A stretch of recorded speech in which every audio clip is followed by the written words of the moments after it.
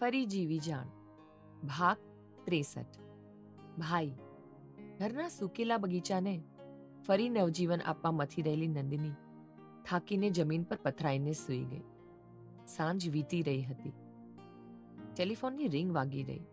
જૂના અને વિશાળ ઘરમાં એ ટેલિફોનની રિંગનો અવાજ ડરાવી મૂકે એવો હતો. નંદિનીએ ઘરમાં પ્રવેશીને ફોન ઉપાડ્યો. સામેથી નૈના બોલી રહી હતી. થોડી કામની વાતો બાદ નૈનાએ પૂછ્યું, દેવાંશ સરને કેમ છે? સારું છે, હું કાલ સવારે મળવા જવાની છું, નંદિનીએ જવાબ આપ્યો. ને થોડી ઘણી વાતો બાદ ફોન રાખી નંદિની દરવાજા તરફ વળી. દરવાજો બંધ કરી અને ઘરમાં પુરાઈ. કાર્તિકના મગજમાંથી નંદિનીના કહેલા શબ્દો જતા જ નહોતા. સૂવાના પ્રયત્નો બાદ પણ તે સૂઈ નહોતો શકતો. મોમને કોલ કરું? નહીં, એ વળી ચિંતા કરશે. કાર્તિક વિચારી રહ્યો. પહેલા તો હું ક્યારેય આટલો ગૂંચવાયેલો નહોતો. છેલ્લા 6 વર્ષથી હું તેની રાત જોતો આવ્યો છું અને પૂરી જિંદગી હું રાહમાં વિતાવવાનો જ હતો ને. તો અત્યારે જ્યારે મારી આ રાહ પૂરી થઈ છે તો હું કેમ ડરી રહ્યો છું કે એ ફરી જતી રહેશ તો? ગયા બાદ એકવાર પણ તેણે પાછું વળીને જોયું નથી.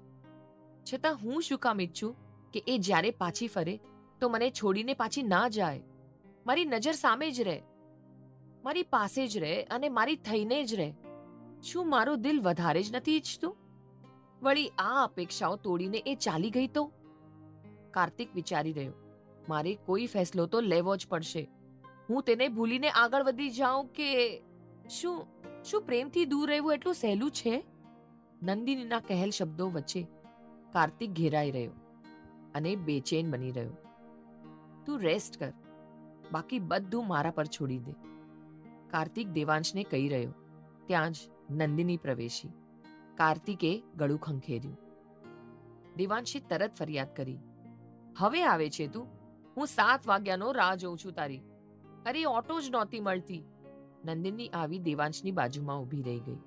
તારી ઉંમર ઓટો રિક્ષા શોધવાની નહીં, સારો જીવન સાથી શોધવાની છે, દેવાંશે કહ્યું.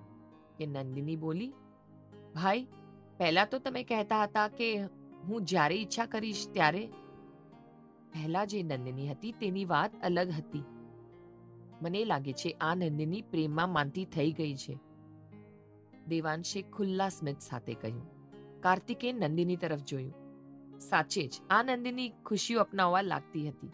હાય, નંદિની ચીડાતા બોલી. દેવાંશ હસ્યો. મને આ નંદિની ખૂબ જ વાલી લાગે છે. બેડ પર સૂતેલા દેવાંશે પોતાના હાથ ખોલ્યા. નંદિની નમીને દેવાંશને ભેટતા પૂછી રહી, કેમ છે તમને? વધારે પેન તો નથી ને? હશે, પણ તને જોયા બાદ નથી, દેવાંશે કહ્યું અને કાર્તિક આ દ્રશ્ય જોઈ રહ્યો. કાર્તિકના સેલફોનની રિંગ વાગી. કાર્તિકે ફોન ઉઠાવ્યો.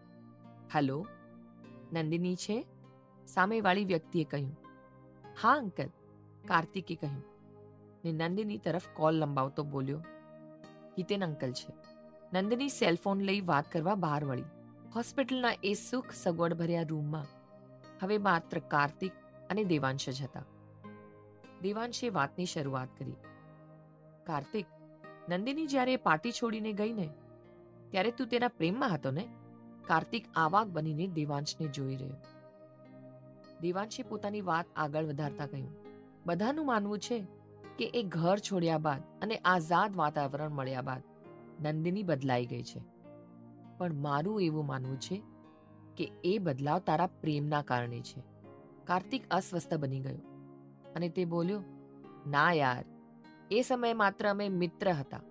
જો એ મિત્રતાને થોડો વધુ સમય મળ્યો હોત ને તો એ પ્રેમમાં જરૂર પરિણમી હોત, કેમ કે તે સમયે નંદિનીની આંખોમાં પણ તારા માટે પ્રેમ હતો.